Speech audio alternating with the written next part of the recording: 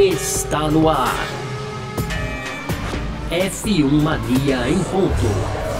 Informações diárias do mundo do esporte a motor.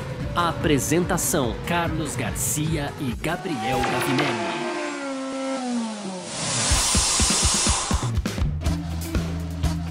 É isso, valeu demais pela sua presença, valeu você que tá junto com a gente por aqui no ar, mais uma edição do nosso podcast F1 Mania em ponto, a gente que tá sempre por aqui, né, de segunda a sexta, trazendo um pouco do mundo da Fórmula 1 aí, com destaque aí também pro esporte a motor no geral, conteúdo do site f1mania.net, você pode aproveitar, claro, ficar super bem informado acessando f1mania.net e, claro, seguindo a gente nas redes sociais, sempre por @site F1Mania. Muito prazer, eu sou Carlos Garcia e aqui comigo sempre ele, Gabriel Gavinelli. Fala aí, Gavi! Fala, Garcia, fala pessoal, tudo beleza? Pois é, Garcia, começando mais um ponto aqui hoje para falar aí no primeiro bloco de Alpine e Mercedes, porque a Alpine anunciou aí, né, oficialmente, já vinha os rumores, mas vai assumir motores Mercedes em 2026, esse é o tema do nosso primeiro bloco. No segundo, a gente fala aqui um pouco mais de Gabriel Bortoleto, Garcia, porque olha que curioso, parece que o brasileiro aí recebeu ajuda do quase que brasileiro também, Garcia. Eu ia falar isso. Né? Bernie Eccleston teria ajudado o Bortoleto também a conseguir essa vaga na Audi, né? Então teremos Brasil no grid do ano que vem, não posso nem esperar, hein, Garcia, já... A adrenalina tá lá no alto. E para fechar nossos blocos de rapidinha, tem mais aqui sobre a Red Bull, porque a FIA absolveu a equipe austríaca aí sobre a altura do carro. Tem também o Brown, né, sugerindo um calendário, olha, veja bem, Garcia, não sei nem se eu li certo aqui, com 28 corridas, é isso mesmo, acredite se quiser. E para fechar, o Norris refletiu sobre a falta de agressividade dele mesmo, né, nas disputas com o Verstappen, Garcia, algo que a gente cobrou muito aqui o britânico durante toda a temporada. Mas é isso, Garcia. Boa, perfeito. É sobre isso que a gente vai falar aqui então nessa edição de hoje. Hoje é terça-feira, hoje é dia 12 de novembro de 2024 e o podcast F1 Mania em ponto está no ar. Podcast F1 Mania em ponto.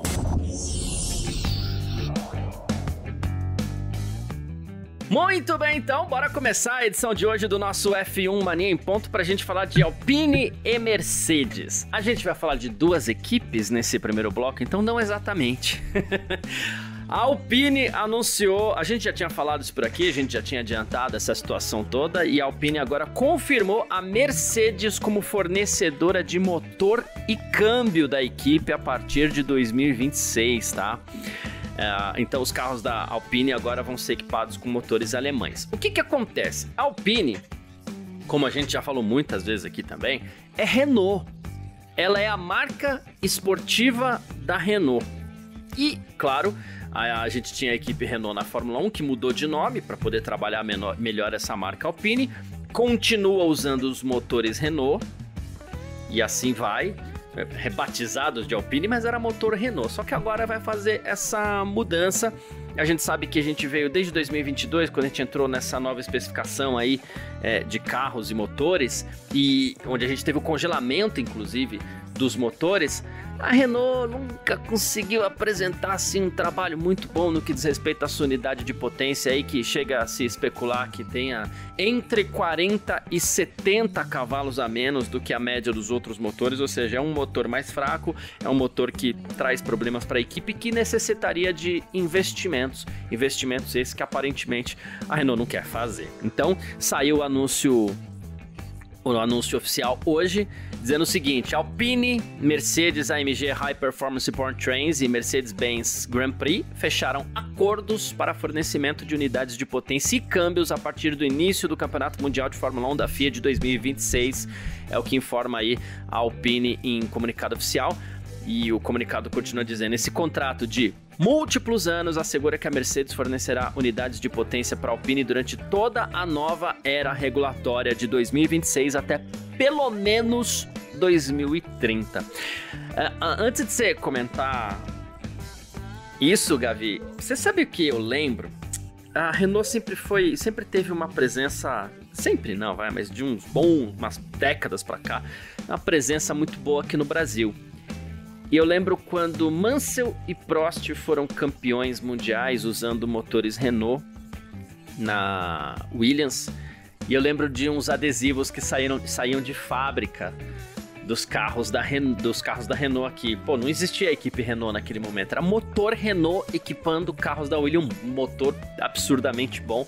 E aí saíam os adesivinhos lá dizendo que a Renault era campeã mundial de Fórmula 1. Não estavam errados, mas era só fornecimento de motor. E agora a Renault vai para um caminho completamente diferente. A marca tá lá, a esportiva, pelo menos, a Alpine. Só que se a Alpine for campeão do mundo, a Mercedes, que hoje tem uma presença forte aqui no Brasil, pode sair com adesivinho de fábrica, né? Campeões mundiais. É o inverso, né, Garcia? Cara, muito curioso isso. Eu tô aqui, você tá falando, e eu tô tentando lembrar quando foi a última equipe de fábrica que correu com um motor que não era dela, Garcia. Eu não consegui. De cabeça, obviamente dá pra gente fazer um Google depois aí. Posso até fazer um texto, talvez, Alfa. dá pra considerar? É que a Alfa Romeo não era equipe de fábrica, era só um nome, né? Um rebrand. Name rights, tudo bem, ok. Uma equipe mesmo, né? Porque a Alpine é isso, a gente teve toda essa transformação aí da Renault, enfim, e aí agora vai correr com motores Mercedes em 2026, e isso, Garcia, traduz também o quão cruel é o cenário da Fórmula 1, né, cara? Porque veja o tamanho da Renault, né? Mas vídeo investimento necessário e o que ela pode trazer de lucro ou não. Então, não é fácil, e isso, obviamente, até traz um alerta também da Audi, né, cara? A Audi que vai entrar aí, 2026, não vai ter um caminho fácil, hein, Garcia? Não vai ter um caminho fácil, não dá pra gente imaginar isso, né? Mesmo com novas regras e etc e tudo mais. É um caminho penoso aí que requer muito investimento e tem que estar muito preparado. Então a Renault, dá pra dizer que meio que abre mão aí do projeto, né, Garcia? Cara, abriu mão de pelo menos 50% do projeto, né, quando assumiu os motores Mercedes. Porque é o que você falou, eu lembro que quando o Alonso foi campeão mundial, cara, quando foi isso, Garcia? 2005, 2006. 2006, eu tinha... Teve adesivo também. Tinha adesivo, cara. E meu pai tinha uma Renault aqui que tinha um adesivo também não era do Fernando Alonso, mas tinha a ver com o campeonato mundial aí do Alonso.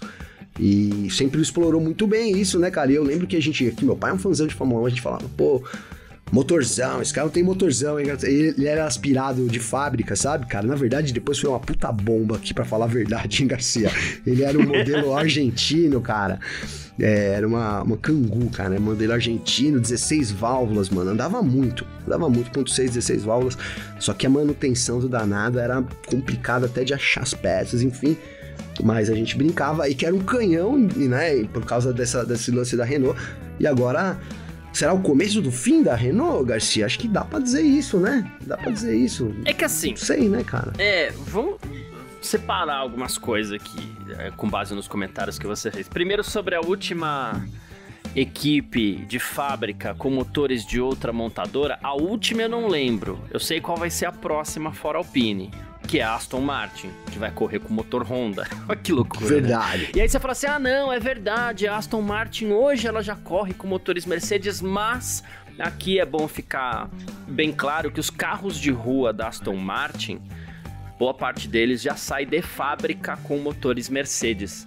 Então, não dá exatamente para considerar que a Aston Martin está inventando moda ao estar na Fórmula 1 com motores Mercedes. Porém, quando a Aston Martin começar a trabalhar com a Honda, aí vai ser tão estranho quanto a Alpine trabalhando com a Mercedes. Sim, com certeza. E a Mercedes que perde a Aston Martin, que já é sua cliente no mercado de carros de rua, e passa para a Honda. E a gente não sabe depois se vai ter algum outro tipo de parceria lá na frente para carros de rua da Aston Martin, enfim. É que no caso da Renault, como você falou, é um caso um pouquinho mais sério, que aí você falou assim, uma despedida. A Renault já esteve como equipe, depois saiu.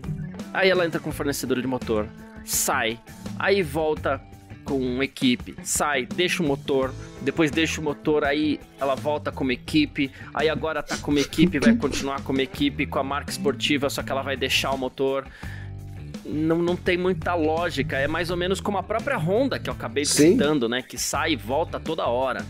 E esse acaba sendo um caso mais ou menos parecido com o da Renault, que, sei lá, daqui a pouco volta, eu não consigo cravar uma saída da Renault. É que agora a gente vai ter que esperar até 2030. Então, claro, tem cheirinho, isso é só um cheirinho de que a equipe pode estar à venda. Assim como, só que aí ela entra... Já tivemos rumores disso também, né, Garcia, no passado. Sim, vários. Né? Com o próprio Andretti. Sim, né? sim. Então, assim, o que vai ser o futuro da Renault é um pouquinho difícil de explicar, é um pouquinho difícil de prever, é um pouquinho difícil de até prometer para quem tá ouvindo aqui, porque a gente sabe que a audiência nossa aqui, muitas vezes eles pegam carinho com algumas marcas, né? E Renault pode ser uma delas. Então você que é fã da Renault aí, e aqui a gente não tá nem falando Alpine, porque a Renault é dona da Alpine e a Renault que tá abrindo a mão de usar os seus próprios motores nesse projeto da Fórmula 1. Tem cheirinho de equipe na prateleira. Mas equipe na prateleira a gente não tem só uma também. A própria Mercedes aí, ela tá à venda. Ela só não tá com anúncio lá no Mercado Livre, sim, né? Sim. Senão o Colapinto já tinha comprado os bobear. Mas assim... Já tinha, hein, Garcia? Não é brincadeira. Mas assim, a Mercedes é uma equipe que tá à venda. E a hora que chegar alguém lá, eles compram. Porque eles não querem muita graça com isso. Agora, a Alpine, pra mim, entra muito nesse patamar. Porque se você deixa de usar o seu próprio motor para o seu carro de Fórmula 1, aí você tem essa aproximação do Flávio Briatore, e para mim tem tudo a ver com a presença do Flávio Briatore, que provavelmente já chegou lá, falei, vamos arrumar a casa de alguma forma aqui, como que a gente faz para arrumar essa casa? Esse motor joga fora. Dedinho do Briatore. Pega esse motor e joga fora, que esse motor não presta. Ou então investe em melhorar esse motor.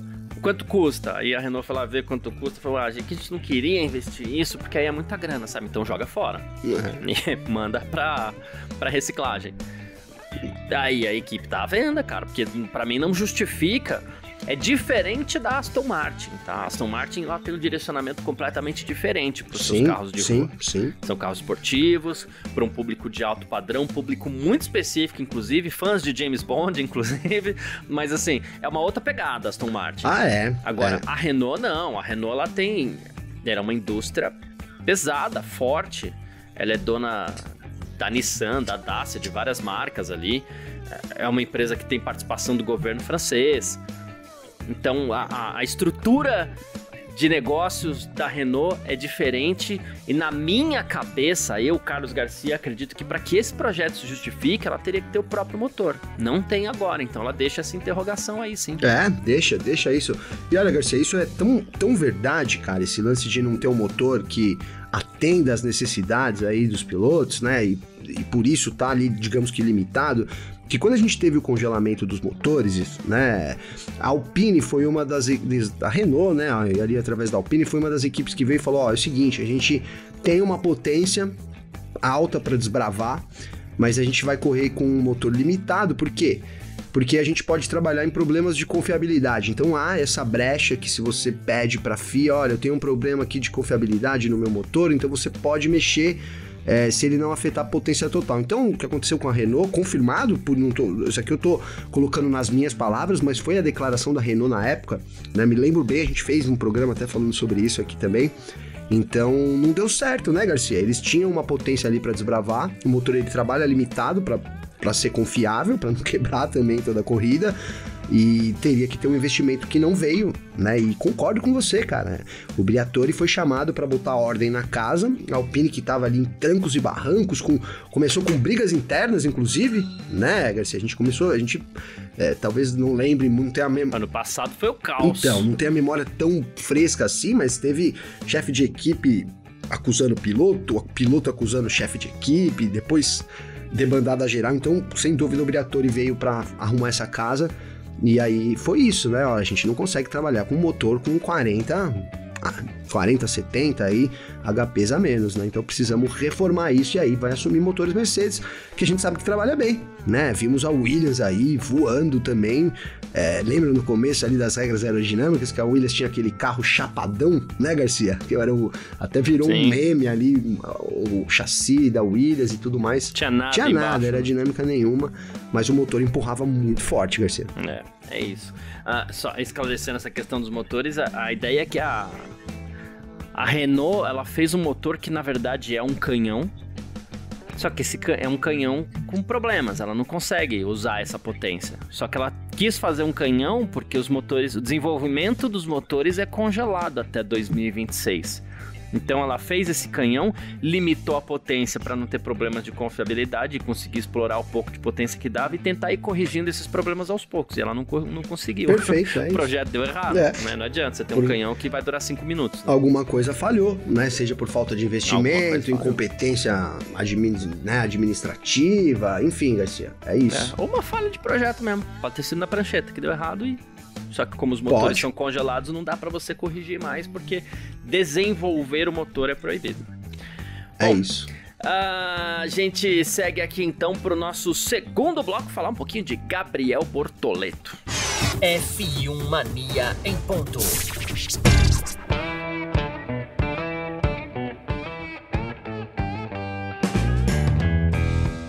Segundo bloco do nosso F1 Mania em ponto por aqui nesta terça-feira. Vamos falar de Gabriel Bortoleto, como o Gavi chegou a brincar no começo aí. Eu ia fazer uma brincadeira mais ou menos parecida, mas é isso. O Bortoleto teve ajuda para entrar na Fórmula 1 de um quase compatriota dele. Quem é esse quase compatriota? É Bernie Ecclestone, né? Que...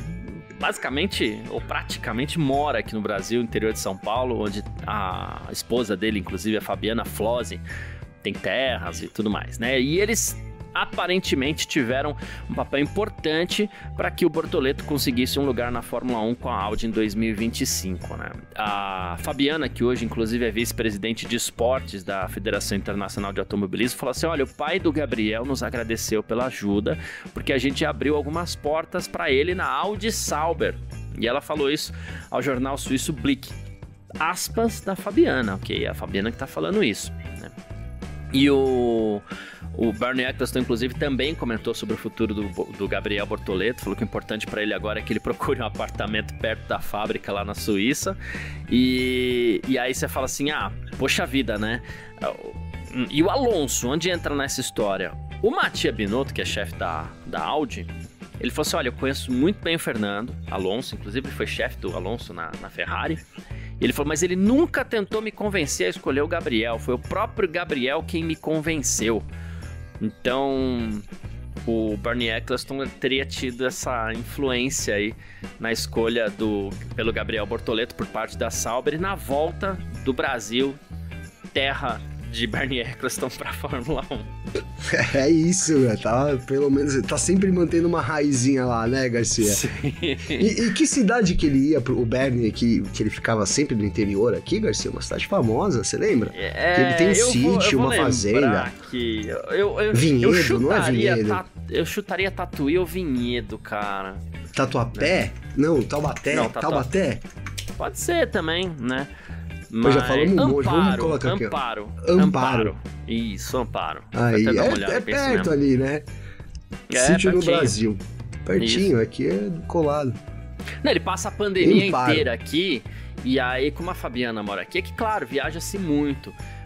A residência da Fabiana é aqui no estado de São Paulo, e aí eles são casados, a dele praticamente é também. Sim, é isso. Tem até matéria aqui, Garcia, ó, mostrando a sua casa de campo em Amparo, do Bernie Ecclestone.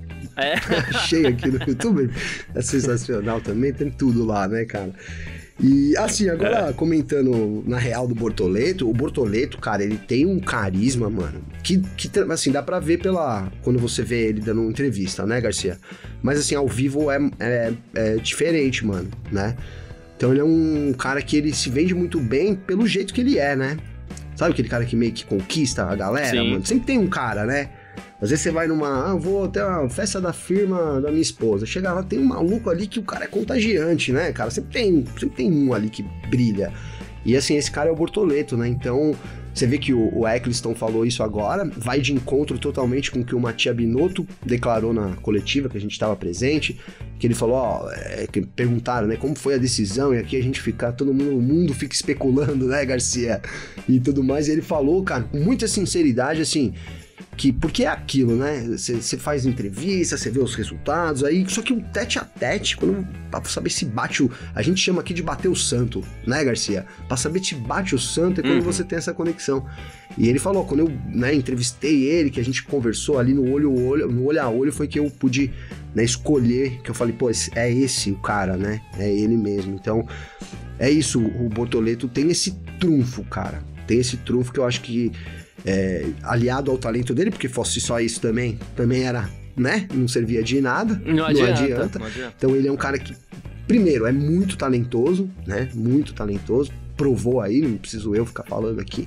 E ele tem essa empatia que aí não é pra todo mundo, né? Esse carisma e que abre porta sim, mano. E a gente tem falado, cara, coincidentemente a gente falou muito sobre isso aqui em outros episódios, né? Sobre ter ou não carisma, aproveitar isso de certa forma e o quanto isso podia ser interessante pra abrir portas também.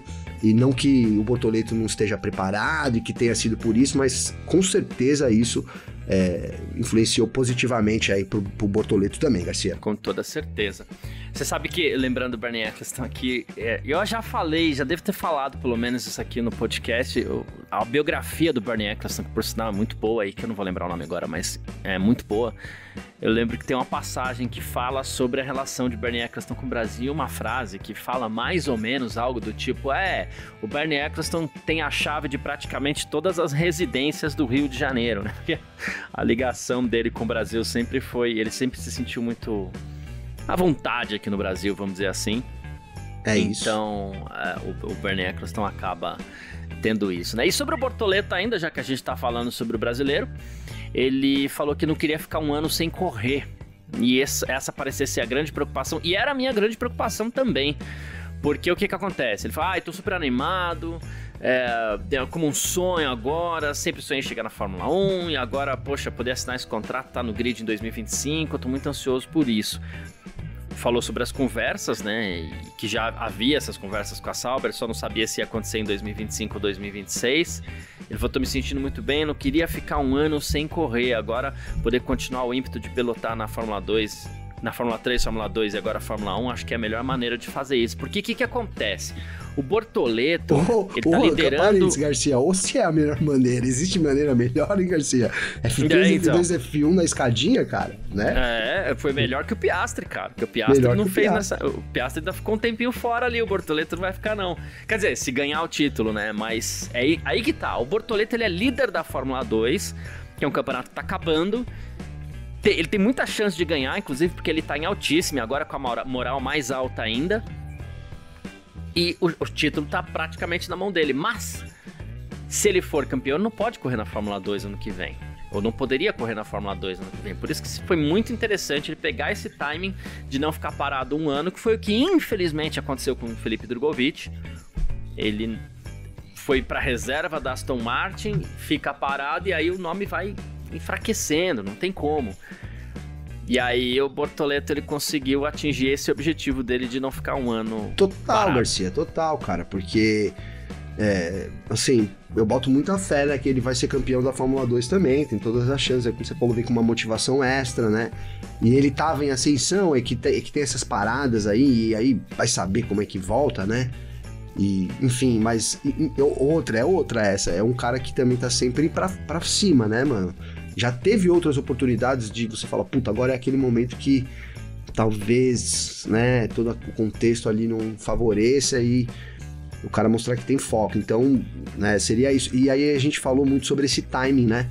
Você, foi campeão da Fórmula 3, aí não foi campeão, ficou perto na Fórmula 2 e corre mais um ano de Fórmula 2, ou então é campeão da Fórmula 2 e aí fica um ano sem correr, né? Não consegue um contrato ali na Fórmula 1. É muito complicado, cara. Então, eu lembro bem da gente falar aqui, pô, a Sauber também não é a melhor opção. A melhor opção seria esperar esse lugar na McLaren, obviamente, se é que ele vem, né? Mas é isso, se é que ele vem, né? Se é que ele vem. Se é. Ele vem, então aí nessa... Não sabemos. Não, mas aí em 2028 vai, 2028, Garcia, a gente sabe, conhece Fórmula 1... O carro pode nem ter asa mais, do jeito que os caras têm. Os caras vão criar uma asa extra. Até lá o Miata vai ser o cara da vez. Entendeu? Não dá pra esperar tanto tempo assim. Tem que ser o timing. E o timing é perfeito, cara, né? O timing é perfeito. A Sauber é uma equipe pequena, mas é uma equipe de entrada também. A gente até fez um texto sobre isso também lá na F1 Mania, que tem uma boa coincidência aí de recepção aos brasileiros. Teve o Massa, recepcionou também o Pedro Diniz, recepcionou também quem mais, Garcia? Eu vou deixar passar aqui, o Felipe Nasser, que eu lembro, talvez tenha mais um aí, mas muitos brasileiros também, foi a porta de entrada lá. E acho que vai trazer boa sorte pra gente, Garcia. Perfeito, é isso. Bom, Gabriel Bortoleto tem 169 pontos e meio no campeonato. E esse e-mail foi porque ele cruzou a linha numa corrida ali em 8º lugar. Empatou com o Dennis Heuer, né? Em vez de dar um ponto pra cada um, deram meio ponto pra cada um. Tudo bem. E o Bortoleto tem 169 pontos e meio contra 165 do Isaac Haidar. O Zane Maloney já tá um pouco mais pra trás, ele tá 30 pontos atrás do Haidar, ele tem 135 pontos. Faltam as etapas duplas de Lusail no Qatar e Asmarina em Abu Dhabi. Tem chance, porque além de tudo tá andando, que é uma barbaridade, a equipe tá bem com a mão do carro aí, então a gente segue muito na torcida aí pelo Gabriel Bortoleto pra faturar esse título da Fórmula 2 também. É pra fechar o ano com chave de ouro, de platina, de platina, né? Que o pessoal antes tinha disco de ouro e o disco de platina que vinha depois, que valia mais. Então ele vai fechar o ano com chave de platina, o Gabriel Bortoleto. Aí vai ganhar o bola de ouro. Tem bola de ouro? Como que é o... Tem, né? O prêmio lá da FIA, Garcia? Tem o prêmio Laureus, né? Que é o prêmio para esportistas em geral. Não para motosport, é para esporte no geral. Mas assim, a Red Bull já ganhou como equipe, o Verstappen já ganhou como esportista. Bota esse prêmio na mão do Bortoleto aí. Vambora. Nossa, já pensou? Aí seria um fenômeno mesmo. Na base já fazendo isso, pelo amor de Deus. Mas é isso. Vamos partir aqui pro nosso terceiro bloco. F1 Mania em ponto. Terceiro bloco do nosso F1 Mania em ponto por aqui nessa terça-feira. Bora para as nossas rapidinhas de sempre por aqui. Gavi, a Red Bull foi absolvida depois de uma investigação que foi feita contra ela aí sobre a altura do carro, viu? Uma delegação da FIA visitou a fábrica da Red Bull em Milton Keynes, onde foram realizadas aí algumas verificações detalhadas para esclarecer as suspeitas. E a FIA disse o seguinte: essa investigação concluiu que nenhuma violação foi cometida, portanto confirma a posição adotada pela FIA durante o GP dos Estados Unidos em Austin. Seria um mecanismo para facilitar a mudança de altura do carro entre sessões e que por isso a Red Bull teria inclusive quebrado o parque fechado, mas está absolvida. Carimba aí. Absolveu, Gabi. Garcia, né, cara? A gente, puta, eu não sei, sempre quando absolve eu falo, mano, como é que inventaram uma história dessa, né, mano? Sei lá, é um mirabolismo muito louco, né? Mas é isso, cara, foi absolvido, então segue o jogo. Nada a marcar nessa ocasião aí, Garcia, mas vamos deixar como noted, vamos anotar aí. Né? Isso, só anotadinho. É importante que fique claro que a investigação era por quebra de parque fechado, porque esse dispositivo ele não é ilegal. O que a FIA teria que fazer seria provar que a Red Bull mudava a altura do carro entre uma sessão e outra, e isso não ficou comprovado. Então, por isso, perfeito. A Red Bull absolvida, tá? Zac Brown, Gavi, esse negócio de mundo de corrida, tô achando que é coisa de americano, viu? O Zac Brown, CEO da McLaren, propôs um plano para que tenhamos 28 corridas no calendário da Fórmula 1. Ele falou assim, olha, eu acho que a gente pode ter 20 corridas fixas e 8 que façam um rodízio a cada 2 anos para que a gente possa continuar a crescer a categoria, porque definitivamente há demandas. Se a gente puder estar em 28 mercados, acho que seria fantástico, mas acho que só podemos fazer isso 24 vezes por ano, então acho que é assim que você resolve o problema do calendário crescente. Socorro, né? Socorro, Garcia, porque 28...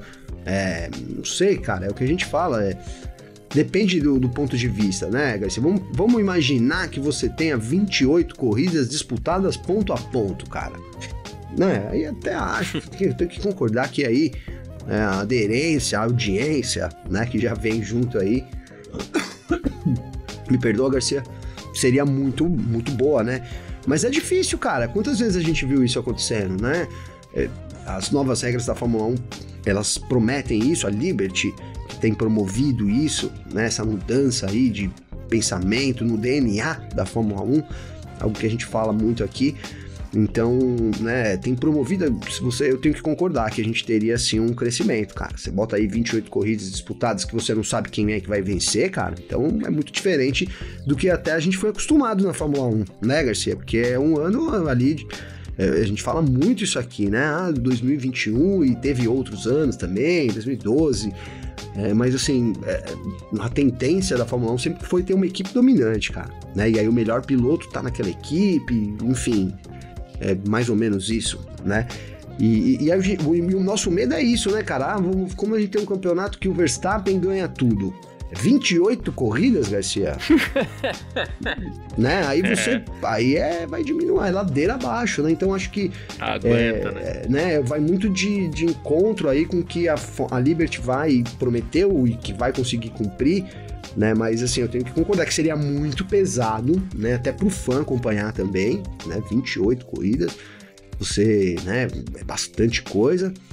Para as equipes de reportagem mais ainda, para os mecânicos nem se fala, tô falando do pessoal em loco, né, Garcia, pra gente aqui também, mas, né, para quem tá ali no dia a dia da Fórmula 1 seria uma coisa maluca, obviamente que teria que ter turnos, ter equipes, né, já falou-se até sobre isso durante um tempo, então é isso, mas, de novo, cara, a gente parece que estamos fixados nessas 4 corridas aí, pelo menos por um tempo, né, inclusive o Domenicali falou aí recentemente que vai promover um rodízio entre as corridas da Europa, então a gente deve ter algumas mudanças nesse sentido de calendário, até de um rodízio entrar em vigor, mas mantendo as 24 corridas por enquanto, Garcia. Perfeito, é isso.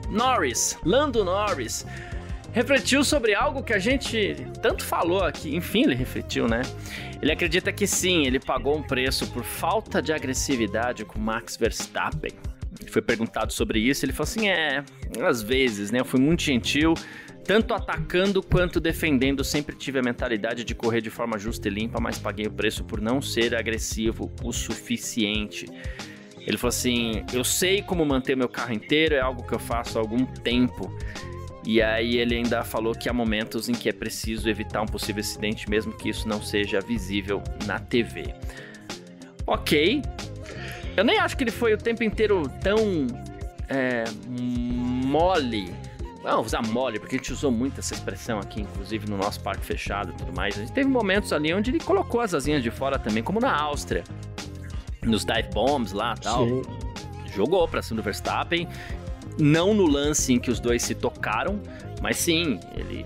O problema é que eu não vejo nada de errado. Aí o cara começa a jogar no psicológico, começa a criticar o amiguinho, achar que o amiguinho que fez errado, achar que o amiguinho que não deixa o carro inteiro, agressivo, sei lá. Eu acho que ficou bem num limite... Deixa eu explicar melhor. É que eu vivo falando aqui, parece que eu sou permissivo, já falei isso. Acho que o Verstappen trabalha num limite interessante, não no que diz respeito ao regulamento em si, mas no que diz respeito às decisões dos comissários. Parece que ele trabalha com isso, e ele trabalha com isso de uma forma muito inteligente.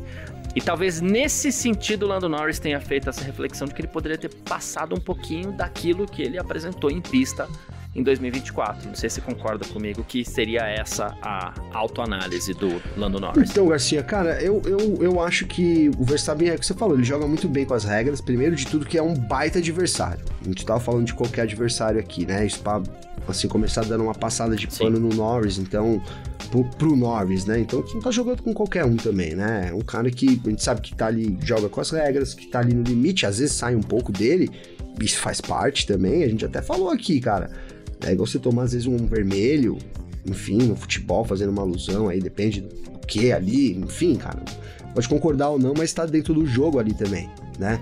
E ele assume erros e aí ele se coloca numa posição de um domínio mental que, é difícil você reagir mesmo, né? Então, isso pra passar um pano pro Norris. Agora, eu acho que se ninguém bater de frente, cara, e se alguém for no Norris, também vai ser pra sempre assim, né, Garcia? Então, você tem que aprender a jogar, cara. Né? Você tem que aprender a jogar com a regra e aprender a jogar com o adversário, cara. Mais do que a regra, ele tem a regra... E com o comportamento dos comissários. Com o comportamento dos comissários e com o comportamento do adversário, né, mano? A gente é assim, né? Você disputa o campeonato de kart, você tem um adversário X lá que você sabe como vai ser a conduta com ele, que nem sempre é igual com o outro, o YZ, ela muda um pouco. Então, tem adversários que você joga mais duro, outros nem tanto, a negociação na pista é muito diferente, né?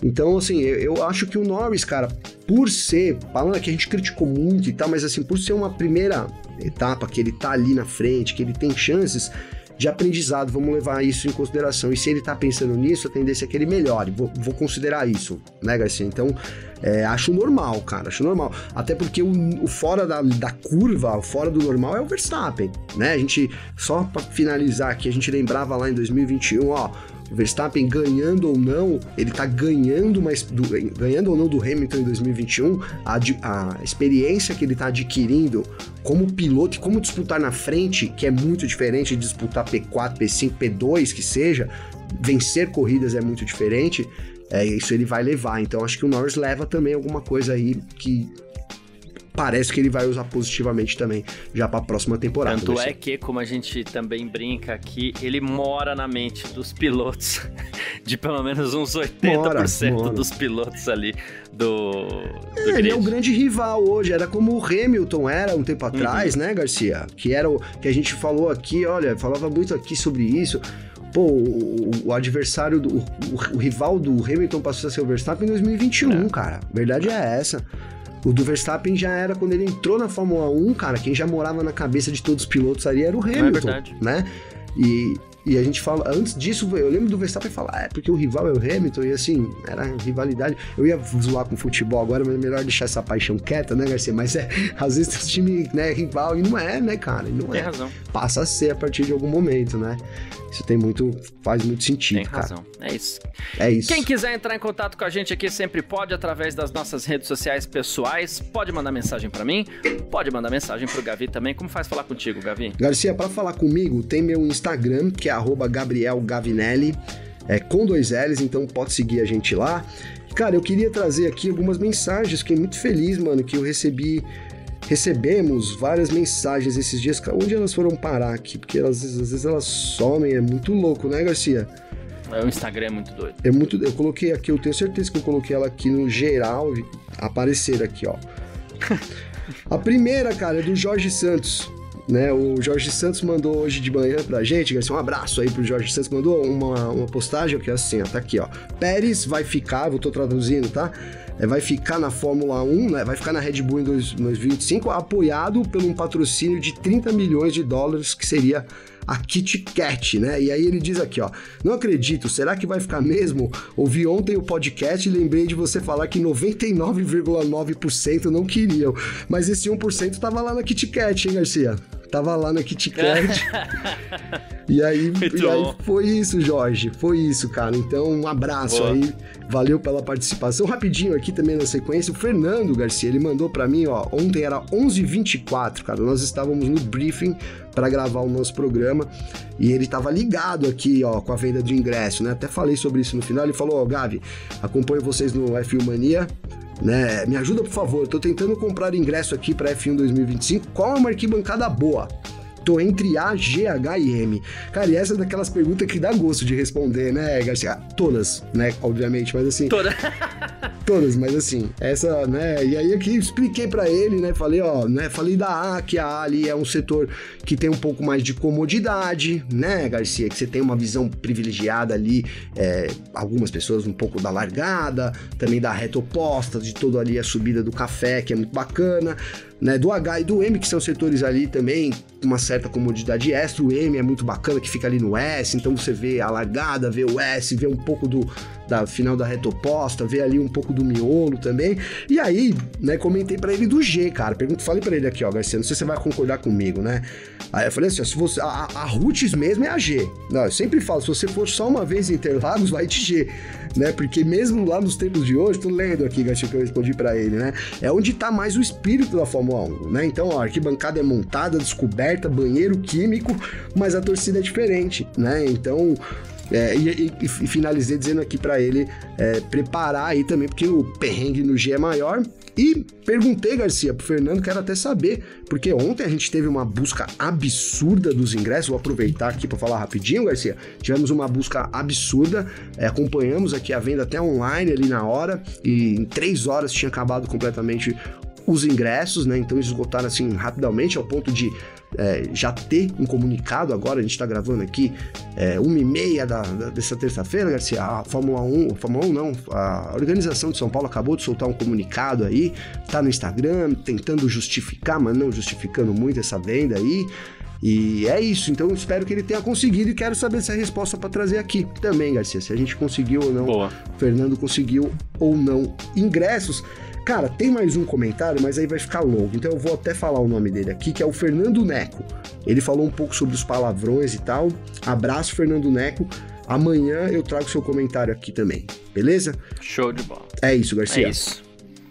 Quem quiser mandar mensagem pra cá também, sempre pode. Meu Instagram, @carlosgarciafm. Só mandar mensagenzinha lá, seguir a gente, trocar ideia, que a gente também gosta. E eu quero aproveitar para mandar um abraço aqui, o Gavi, o pessoal que acompanha as transmissões de Fórmula 2, alguns treinos livres da Fórmula 1, inclusive, e tal, vai saber, claro. Quero mandar um abraço pro Ivan Bruno, cara, que é um dos narradores lá da Band. E, na verdade, assim, acho que eu nunca falei isso aqui, né? Eu trabalhei com o Ivan Bruno, o Ivan... eu não vou lembrar o Ivan. Se tiver 2006, talvez, não sei, 2005. Acho que entre 2006 e 2007, vai. Que era um projeto chamado Super Esporte, que é um projeto que a gente entra. Foi quando conheci o Ivan Bruno e tal. E esses dias um amigo nosso em comum, ele achou uma foto. Eu vou te mostrar depois, viu, Gavi? Se bobear, na verdade, eu acho que eu vi no meus stories. Foto, cara. Você, o Alfinete, o Davi. Era eu, o Davi, que apresenta o Resenha Deu Zebra lá comigo, o Alfinete, né, ex-pânico, que apresenta o Resenha Deu Zebra lá comigo também, e o Ivan Bruno. Cara, e o que mais me chama a atenção naquela foto é todo mundo magrinho, né? E o Ivan Bruno, ele até brincou, porque a gente tava conversando ontem à noite aqui, e o Ivan Bruno falou assim, e sem dores, e a gente podia tomar um negocinho a mais sem sofrer com ressaca no dia seguinte, a gente tava dando risada dessas coisas aí, né? E aí, nessa fase era isso mesmo, cara. Eu lembro que era um espaço chamado, você, Gavi, deve ter conhecido, um espaço que tinha ali na Cardeal Arco Verde, chamava Zé Presidente. Conheci, opa! Então, e aí a gente tocava ali no Zé Presidente de vez em quando, o Ivan também ia com a gente e tal, eu, o Alfinete, o Davi, e aí a gente tava lembrando essas histórias ontem aqui. Então um abraço pro Ivan Bruno aí, foi legal trocar ideia contigo ontem, meu irmão, um grande abraço aí, parabéns, inclusive, por todo o sucesso aí, né, ele que... Ontem, inclusive, foi indicado. Foi assim que começou a conversa até, não foi nem por causa da foto. A foto foi só pra continuar o assunto, né? Que ele foi indicado pela categoria narrador num prêmio que o fã-clube da Band TV organiza. Pelo menos é virtual. Eu vou ser muito honesto, eu não entendi tão bem quanto eu gostaria, mas eu vou cliquei lá no link, inclusive, e tal, né? Então... Parabéns aí, foi legal falar contigo. Quando fica o abraço aqui, que eu acredito que ele vai ouvir esse podcast também, tá certo? Porra, legal demais, cara. Deixa eu registrar aqui que eu sou um grande fã do Ivan Bruno, Garcia, né? Eu sabia dessa aí e acho ele um dos melhores narradores do Brasil hoje, com muita propriedade aí, cara, com certeza. E é um cara bonzinho pra caramba, assim, muito legal. Trabalhou muito pra chegar onde ele tá, inclusive, estudou muito, foi correr atrás, é um cara que batalhou bastante aí, beleza? Boa. E é legal ver você nessa posição aí, viu, Ivan? É muito legal. Você sabe, você sempre soube, desde o tempo que a gente tava lá na Super Esporte, até porque era a categoria que eu ia cobrir, então você sempre soube que o meu esporte era o automobilismo. E aí ver você nessa posição é muito legal, meu irmão. Parabéns. Ele que narra Show de tudo bola, também, né? Futebol, narra basquete. Narra tudo, mas automobilismo ele tem um conhecimento... Os outros coisas eu não teria essa competência de narrar tudo, não, cara. Eu sou meio limitado. Cara, olha, às vezes eu penso isso, hein, meu? Não é fácil não, né? Porque o pessoal é narrador de automobilismo, mas não, né? Quem narra tudo. Já ouvi a maior parte dos narradores, o discurso é esse, né, Garcia? Quem narra qualquer coisa, né? Exato. É que o motorsport tem umas peculiaridades aí, então... Pra narrar bem é mais difícil, né, Garcia? É mais difícil. Isso, é até possível você narrar motorsport e nada mais, pelas peculiaridades. Mas ele abraçou a causa aí, abraçou bem e narra tudo. Narra tudo. É isso, tá mandado abraço e mais que isso. Obrigado a todo mundo que acompanhou a gente aí, todo mundo que tá sempre junto. Valeu demais pela presença. Todo mundo que tá sempre ligado aí, a gente sempre volta no dia seguinte. Amanhã a gente tá de volta. Por volta ali das 4 da tarde, é isso que a gente acaba postando, né, Davi? O Gavi. É isso. Eu tô nessa, chamando Davi de Gavi e o Gavi de Davi. Cara, eu faço isso demais, não sei como você não erra mais, né? Pra mim é por causa do acento, cara. Você me chamava de Gasly, né? Não entendi? No ar você me chamava de Gasly nessa confusão que a gente faz, por causa do Garcia. Eu vou te falando aqui com o Gasly. É o acento. Acontece. Cara, eu tinha um amigo que chamava... Tenho, né? Chama Nério. Eu sempre... Agora não vou me lembrar, mas eu sempre... Léo. Nério, Léo. Eu confundi os dois, cara. Por causa do acento, mano. Você acredita? Olha aí. Coisa de maluco, né? Nério e Léo. Sempre confundi o nome dos dois. Quando eu tava com o Nério, eu falava Léo. E quando eu tava com o Léo, eu falava Nério. E eu sei que esse negócio aliás, de Gavi o Nério, Garcia, foi meio rapidinho. eu que inventei, né? Porque você falava Gavi, né? Então, Garcia, esses dias eu tava comentando com meu filho essa história aí, porque quando eu comecei a tocar, eu fui músico durante muito tempo, na noite e tal, né? Aí meu nome é Gabriel Gavinelli. E assim, Gavinelli, eu falava, pô, tem o negócio do nome artístico, né, cara? Aí a gente tava um dia lá, né? E aí, como vai ser o nome artístico e tal? Eu falei, o meu eu vou colocar de Gabriel Gavi. Boa. Com acento no A, eu colocava, Garcia. E aí isso foi na música, sempre foi Gabriel Gavi e tal. E aí quando eu comecei a entrar pra F1 Mania, eu nunca nem falei pra ninguém que era Gavi, né? E aí você começou a me chamar de Gavi, até tava contando pro meu filho. Por que você chama Gavi, pai? Porque o Garcia fala, né? Então tem essa história aí. E aí a minha esposa lembrou, falou, não, foi o Garcia que inventou isso. Eu falei, não, foi o Garcia mesmo. É isso. Então, Amanhã a gente tá de volta aqui. Aí, muito Garcia. obrigado a todo mundo que acompanha a gente mais essa edição do nosso F1 Mania em Ponto. Valeu você também, Gavi. Tamo junto, irmão. Amanhã é nóis. É isso, sempre junto. Tchau. Informações diárias do mundo do esporte a motor. Podcast F1 Mania em ponto.